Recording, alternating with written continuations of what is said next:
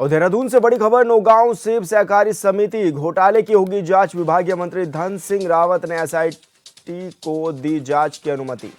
सेब क्रय विक्रय में बड़े पैमाने पर विभागीय जांच में मिली गड़बड़ी। वित्तीय वर्ष 2019-20 और वित्तीय वर्ष 21-22 का मामला। जांच में पाए गए दोषियों पर होगी कड़ी कार्रवाई। तो ये बड़ी खबर आपको बता रहे हैं, जहां पर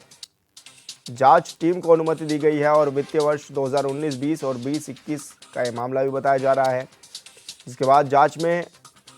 अगर कोई दोषी पाए गए तो उनके खिलाफ कड़ी कार्रवाई की भी बात की गई है। नौगांव सेब सहकारी समिति घोटाला ये बताया जा रहा है और विभागीय मंत्री ने एसआईटी को अनुमति दे दी है जांच करने के लिए।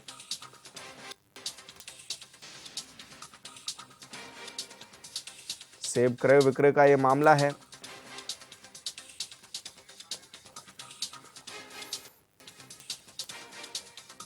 और संवाददाता योगेश आर्या हमारे साथ लाइव जुड़ गए हैं। योगेश, क्या कुछ जानकारी मिल पा रही है, किस तरह की का ये मामला भी है और अब जांच किस तरह से टीमें करती हुई नजर आएंगी इसमें?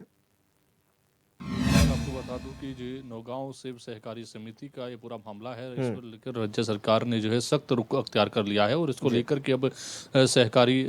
विभाग के जो मंत्री हैं धन सिंह रावत, उन्होंने इसमें एसआईटी की जांच के निर्देश दे दिए हैं। अब इसमें एसआईटी की जांच की जाएगी। देखिए, जिस तरह से नौगांव सहकारी समिति के तहत जो सेब क्रय विक्रय का मामला था, उसमें जो है काफ़ी गड़बड़ी पाई गई थी और उसको लेकर के जिस तरह से विभागीय जाँच की गई थी और विभागीय जाँच के बाद प्रारंभिक जाँच में जिस तरह से मामला सामने आया कि बड़े स्तर पर इसमें घोटाला किया गया है, उसको लेकर के एसआईटी जांच की सिफारिश की गई थी और इस पर अब जो है अनुमति दे दी गई है। और विभाग की जांच के बाद अब जिस तरह से एसआईटी जांच होगी, एसआईटी जांच पे क्या कुछ निकलकर सामने आएगा, कौन दोषी होंगे, उन पर कार्रवाई भी की जाएगी। और हालांकि जिस तरह से देखा जाए कि अगर इस 2019 और 20 जो वित्तीय वर्ष था और 20-21 वित्तीय वर्ष था, उस दौरान जो अनामरत एंड ऑनर्स कंपनी थी, उसकी जो है उद्यम पार्टनरशिप के तहत ये बिक्री होनी थी, खरीदारी होनी थी। सेब विक्रेताओं को जो है बढ़ावा देने के लिए जो एनडीसी के रिपोर्ट थी, जो प्रोजेक्ट था, उसके तहत जो है इस पे बढ़ावा देना था। और साथ ही जिस तरह से ये बढ़ावा इसलिए दिया जाना था क्योंकि जो सेब का कारोबार करते हैं उनको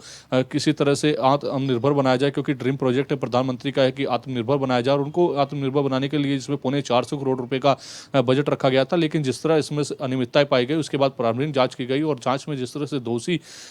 मामला निकलकर सामने आया कि दोषी कुछ लोग हैं और इसमें बड़े स्तर पर घोटाला हुआ है, तो कौन लोग दोषी हैं, इसकी जांच के लिए एसआईटी की टीम अब गठित की गई है। और अब एसआईटी जांच करके इसमें पूरे मामले को दूध का दूध और पानी का पानी करेगी, जिसमें फिर निकलकर यह सामने आएगा कि आखिरकार कौन वो लोग थे जिनमें इसमें घोटाला किया है। क्योंकि वाउचर जो थे वो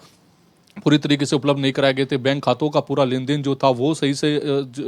जमा नहीं कराया गया था, तो उसमें किस तरह के घोटाले निकलकर सामने आते हैं, देखने वाली बात होगी। और आखिरकार कौन लोग इसके पीछे, इन पर किस तरह की कार्रवाई होती है, ये भी देखने वाली बात होगी विशाल। लेकिन योगेश, जिस तरह से 19, 20, 21, 22 का ये जो मामला बताया जा रहा है, तो क्या इतना लेट जागी सरकार या अब जा करके याद आई है सरकार को कि इसमें जांच करानी है और घोटाले सामने आए हैं अब?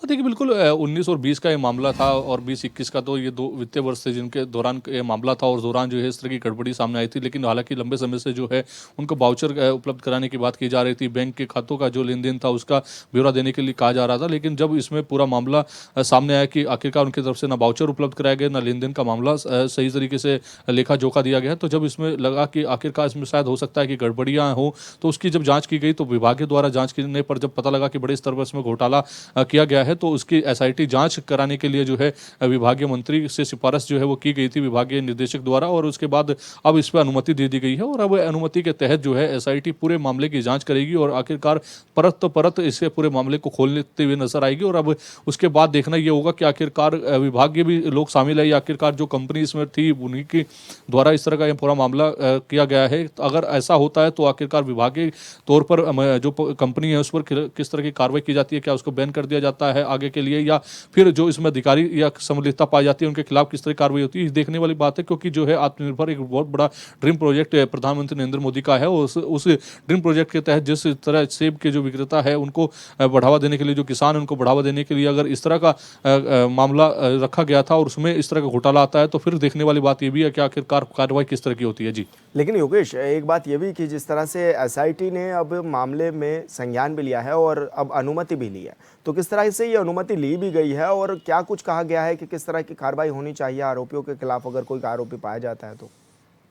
देखिए बिल्कुल इसमें निश्चित तौर पर देखिए जिस तरह से ये सेब क्रय का विक्रय का मामला है और ऐसे में जिस तरह से उन लोगों को 4.25 करोड़ का ये मामला है और उसमें जिस तरह से सेब की खरीदारी होनी थी, वो आगे बेचना था, वो वाउचर उपलब्ध कराने थे, लेन देन उपलब्ध कराना था, आखिरकार बैंक खातों का लेन देन जो किस तरह से हुआ है वो उपलब्ध कराना था, वो समय पर नहीं हुआ। तो इसमें पूरा मामला निकल कर आया कि आखिरकार इसमें गड़बड़ियाँ हैं और यही कारण था कि जब जाँच हुई और उसके बाद SIT को सौंपा गया है और SIT अब इसमें दर परत जो है तमाम जो इससे जुड़े कागजात हैं उनको मांगेगी, उनकी चीज़ों को एक जो कंपनियां थी इसमें जिन्होंने लेन देन किया है उनसे इसका ब्यौरा मांगेगी और ब्यौरा मांग करके पूरे लेन देन और वाउचर कहाँ है वो उनका लेन देन का मिलान किया जाएगा और आखिरकार अगर इसमें बड़े स्तर पर घोटाला हुआ है तो निश्चित तौर पर विभागीय मंत्री से इसकी अनुमति लेकर के आगे की कार्रवाई होगी और उसमें हो सकता है कि उनके ऊपर खिलाफ मुकदमा चलाया जाए और मुकदमे में चला करके उनके खिलाफ बड़ी कार्रवाई की जाए और अगर इसमें अधिकारी की कोई संलिप्तता पाई जाती है तो निश्चित तौर पर